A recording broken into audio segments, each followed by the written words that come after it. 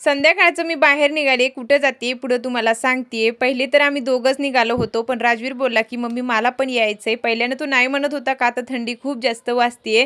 तरी पण तो नंतर आला आणि त्याच्यानंतर आम्हाला सिटीमध्ये जायचं होतं. माझं थोडंसं मोबाईलचं काम होतं, ते पण करायचं होतं आणि बाकीचे पण मला भरपूर कामं होते. आता सगळीच गोष्टी आपण शेअर करू शकत नाही. ते केलं आणि त्याच्यानंतर माझ्या बाळाला आता थंडी सुरू झाली आहे म्हणून सगळं काही घ्यायचं होतं. स्वेटरसुद्धा त्यानं घेतलंय, जॅकेट आणि कानपट्टी वगैरे सगळं काही त्याला आज घ्यायचंच होतं आणि एक पण वस्तू त्याच्यातून तो घालणार नाही मला माहिती होतं.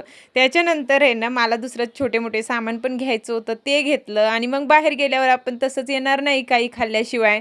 तरी तिथेच आम्ही वडापावसुद्धा खाल्लंय आणि संध्याकाळचं मी हे खातीये. अजून जेवणसुद्धा करायचंय. भीती तर वाटते, की जास्त वेट वाढेल, पण असं एखाद्या वेळेस चालतंय की आणि त्याच्यानंतर घरी आले, स्वयंपाकसुद्धा मी केलं. तर चला आता ब्लॉग शेअर मी इथंच करते. भेटूया आता आपण उद्याच्या ब्लॉगमध्ये. बाय.